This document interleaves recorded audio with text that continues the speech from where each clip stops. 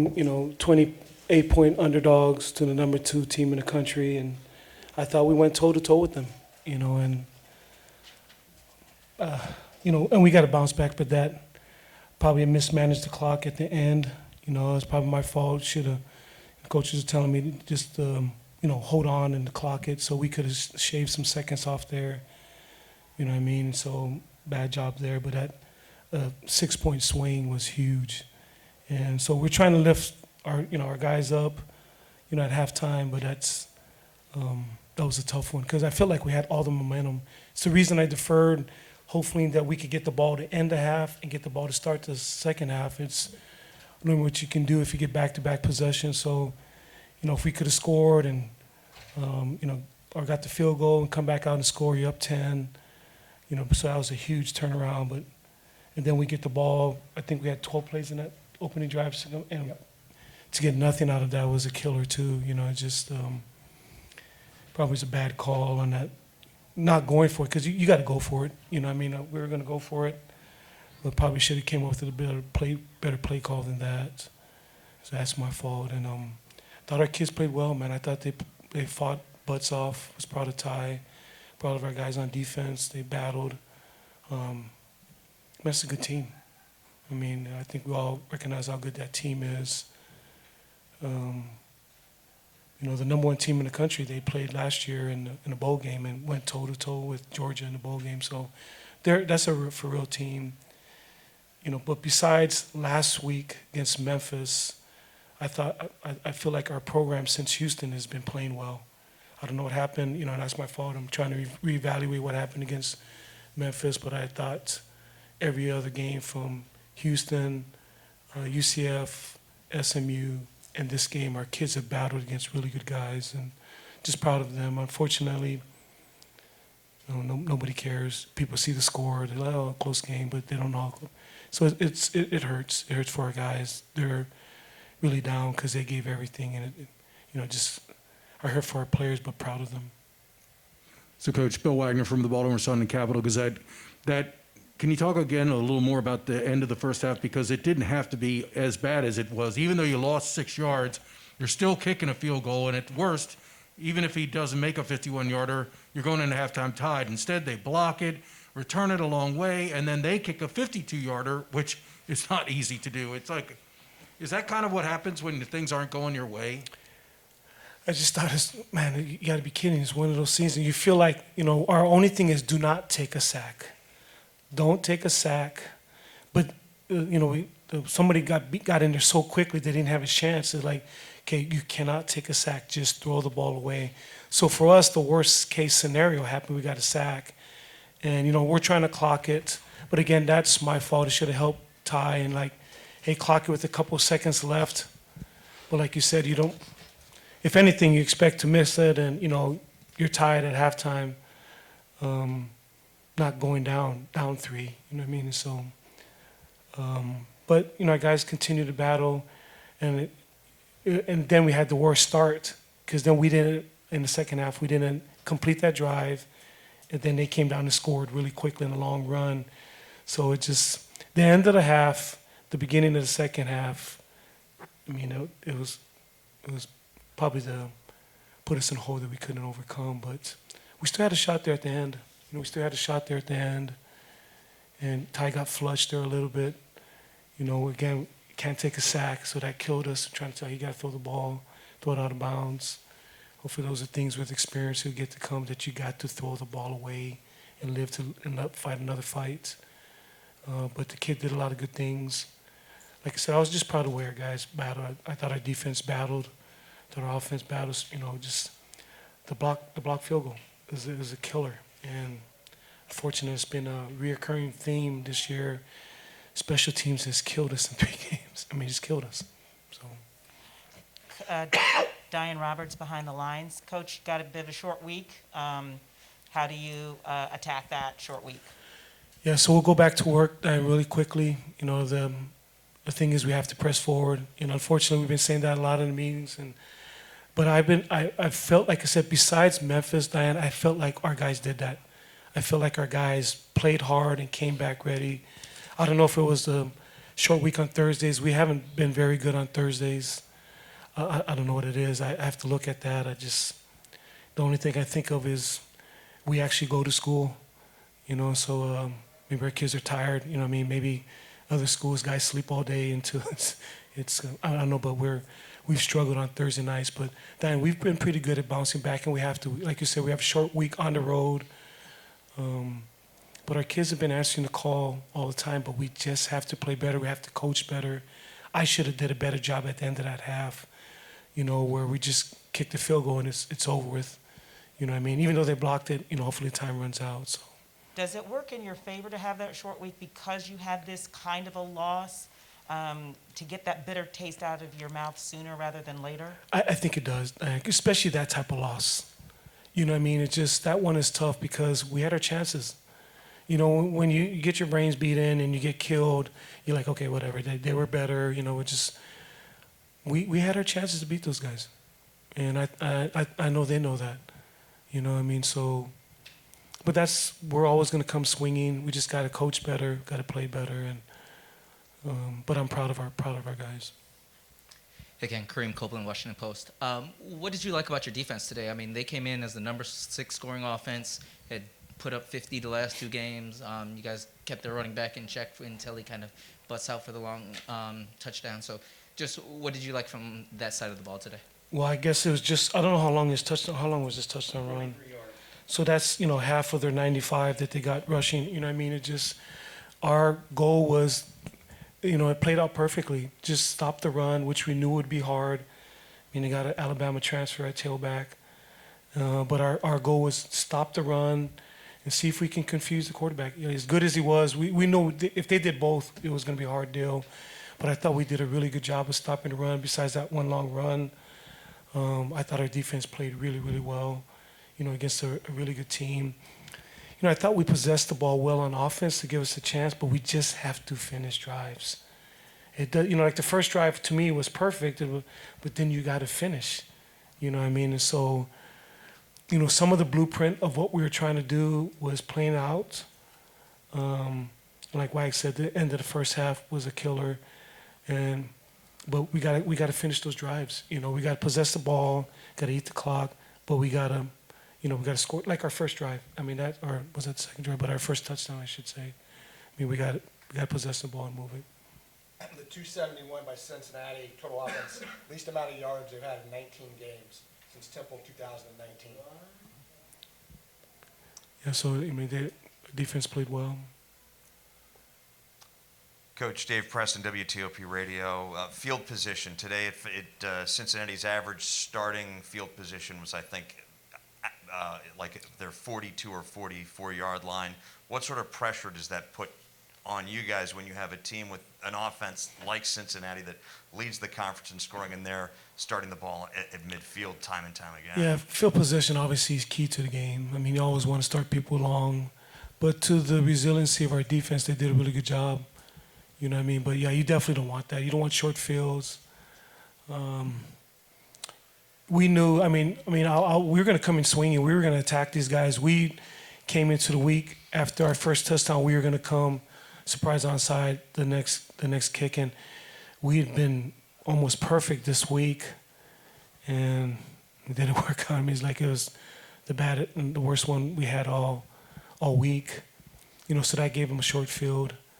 But I don't regret that. I mean, we were going to do that, and you got to take your chances on that.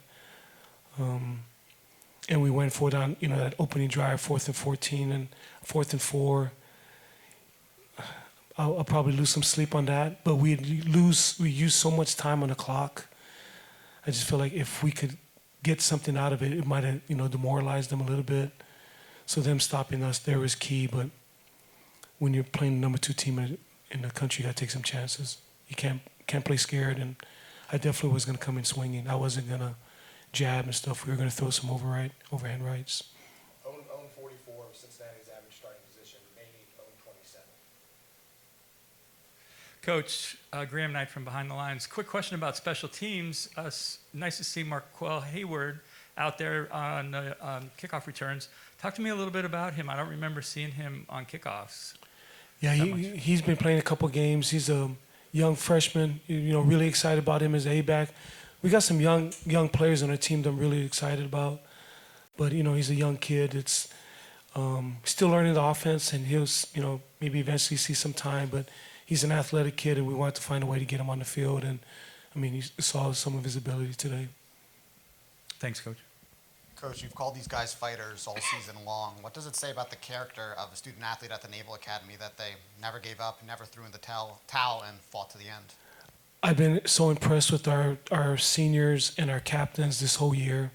Even during camp, we definitely didn't want to be 1-6 at this point, but I saw the great leadership of our defensive guys from Diego, Kevin Brennan, Cooper, and Chance. And that kind of leadership, it shows during adverse times. And so I'm just, proud of the way they've led. And this is the Naval Academy, as I said. It's a leadership institution. And part of leading people, you lead through adversity. There's very few things in life where it's happily ever after. There's always something happens. And, we just got to keep swinging, keep battling. None of us like where we're at, but just really proud of the way our guys fought today. Anyone have last one? Coach, back in the first half, you had picked off Desmond Ritter, but you're backed up in your own end zone. How do you game plan for aggressive versus conservative? You don't want to turn the ball over on your own 3, but you also don't want to just give the ball right back to Cincinnati. How do you game plan for those situations where you're going up against the number 2 team in the country, but you also don't want to, give the ball right back? Yeah, you think first downs. That's your thought process. You don't think any deeper than that. Just get a first down to get the ball out of there, and then you kind of go from there. But that's just the thought process. Think first downs, move the sticks, and just kind of keep going. And so we're basically going with things for us that were some of our best plays to that point. They're really good on defense too. So I don't know if they're ranked on defense, but they're really good on defense too. So that's a great team. But proud of our guys. Like I said, I love coaching our players. I love who I coach. I just coach great young men, and I wish for them, with all the hard work that they put in, I wish we could have found a way to pull it out for them. Ty, just kind of tell us your thoughts on the game. Obviously, had a couple nice drives in the game, but his kind of same story is not enough of them. Yeah. Wish we could get back some things. Obviously, that last drive, wish I wouldn't have thrown a better ball. They're an athletic team. They're a good team. We respect them.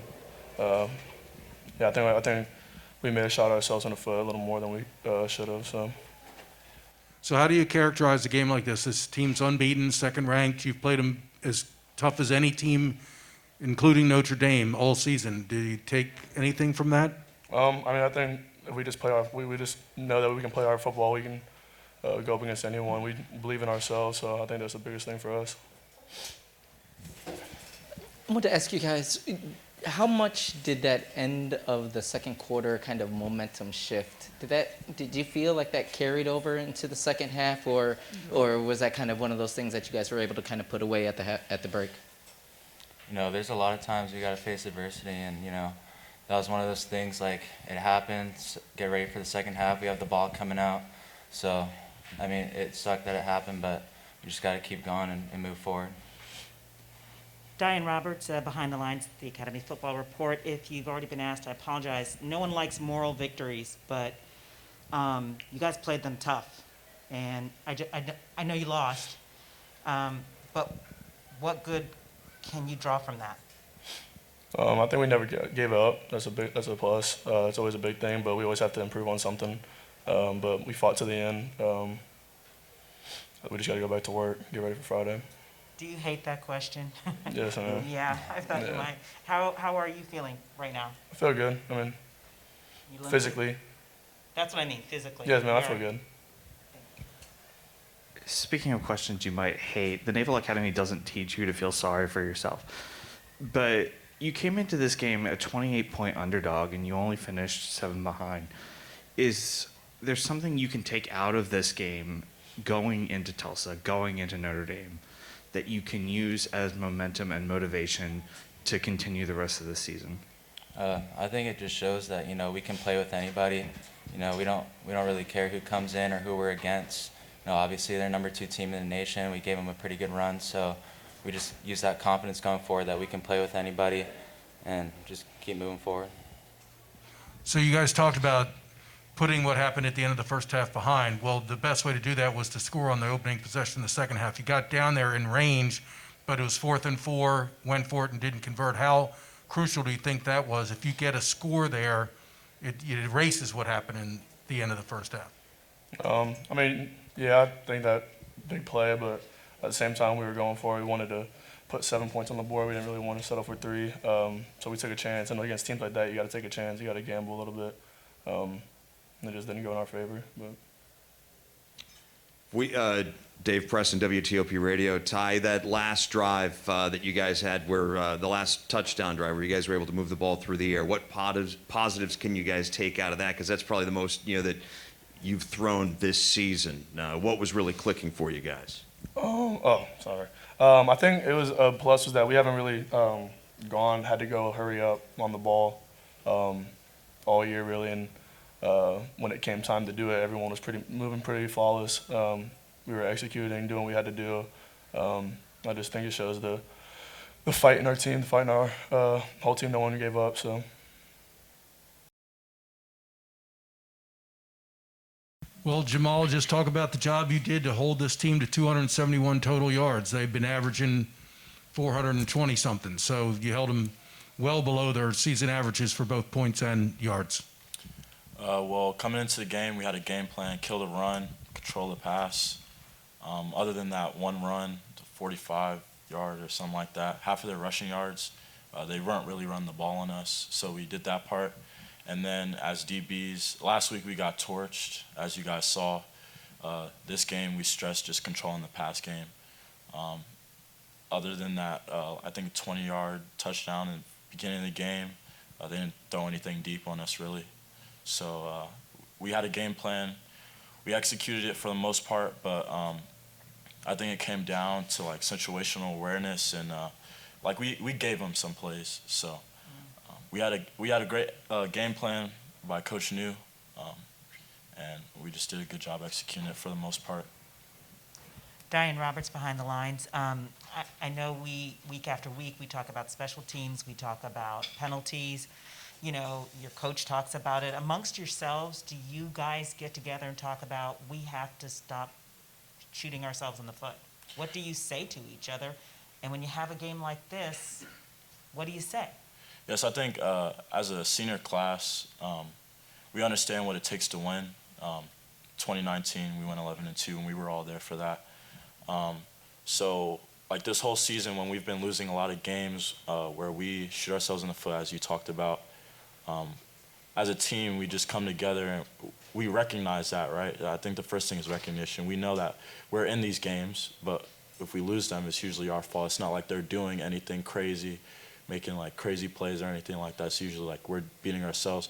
So just having those conversations as a senior class and then stressing that to the younger guys, I think, during practice, in the locker room, things like that. That's how we try to combat that. And the follow-up to that somewhat is, you know, you played these guys tough. You one score, that was it, and you almost beat them. So what do you draw from that? What do you take from that heading to your next game, your short week? I'm proud of our team. I'm very, very proud of our team, proud of our defense, but that's not good enough. Coming into the game, we didn't want any like moral victory. We stress moral victories is not a thing. Like, yeah, they're the number 2 team in the country, but we want to win games. So we're going to take what we did well, continue to build on that, and then what we did bad, try to correct that.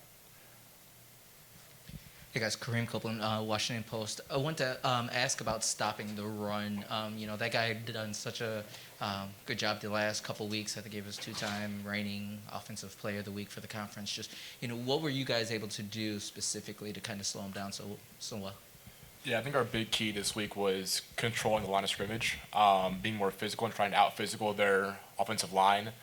I think today we did a good job of that. We were knocking them back. We were staying in our gaps and doing our jobs well. Made some good plays up front. I thought our LBs were playing downhill pretty well. So, yeah. Gentlemen, Dave Preston, WTOP Radio. Jamal, if you could take me through your interception, what the play was, what you saw develop, and the play that you made, and then if you guys can both address what you kind of did to keep Ritter off balance for a big chunk of the game this afternoon.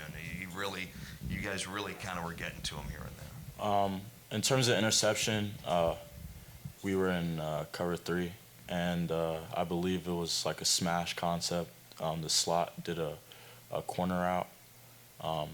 So I had the outside third, and we knew that he was going to try to like force balls. He's been doing that. He's been, especially number 12. So he just threw it up, and I was sitting right there. I think that he thought that he could fit it over me. So I was just right there waiting for it. And as far as getting Desmond off balance, I think that Coach Newberry called a great game.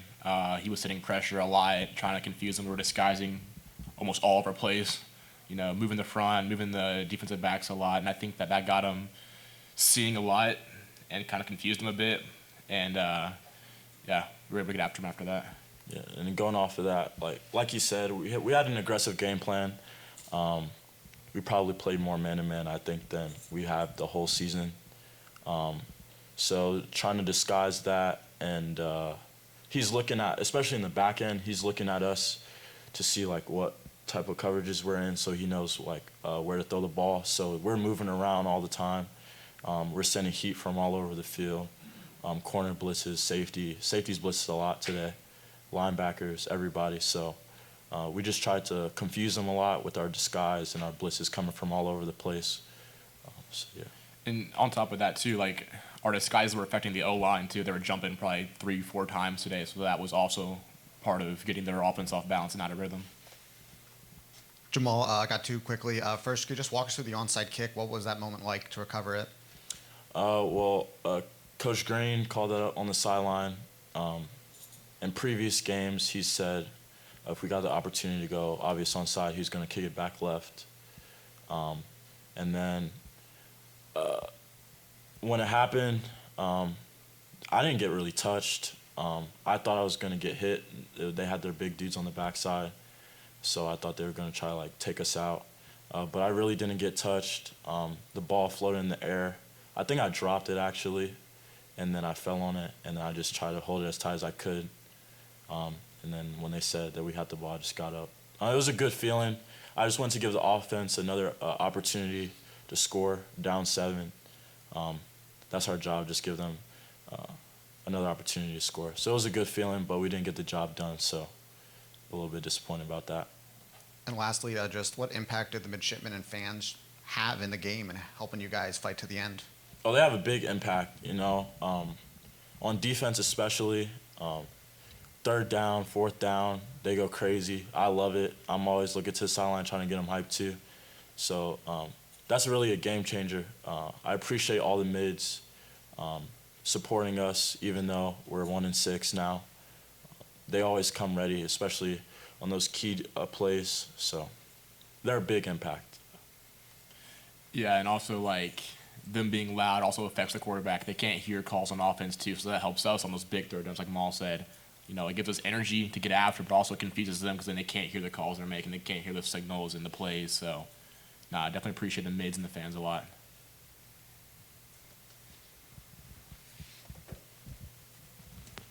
Hey guys, 2 quick questions. One, did you feel disrespected at all as a defense being a 28-point underdog? And 2, do you feel when you get an aggressive game plan you can be yourselves? I don't necessarily mean that as a football player, but you can be who you're meant to be and just go out there and play, and it's not constrained by let's just hold but not break, that kind of defense. I think one of the mentalities we've kind of adopted on our team is that all that matters is the guys that are on our team. People outside of us don't believe in us, really, it seems, because we are 1-6 right now, but we know we can beat anybody in this country. We know we can play with anybody and hang with anybody. So the spread really doesn't affect us too much. We don't really see that and think about it. as far as the game plan goes, personally speaking, I know that I get to just pin my ears back and go. Coach calls all these blitzes and rushes and that kind of stuff. I don't have to think about, too much or read too much. I can just go play downhill, play fast, and try and light somebody up. So it's definitely nice. I can be myself more. Yeah, just going off of the second part of what he was saying, when he calls a game plan like that, we can play a little bit more aggressive on the back end because we know that the ball's going to come out quick. Obviously, he didn't have a lot of time to throw the ball deep. He only took 2 shots, and he usually takes a lot more than that. So it allows us to do that. And then in terms of your first question, I think that, like he said, we're not worried about spreads. We know who we are. There's been many games, SMU, Houston, where I think that we shot ourselves in the foot. It wasn't like they did anything crazy. It's not like they beat us bad. We beat ourselves. So going against the number 2 team, if it's a 28 spread, we don't really listen to that. We're just gonna go out and play, and we're gonna do that going forward. We have Tulsa next week, quick turnaround. So we're gonna go out and build on what we did this week.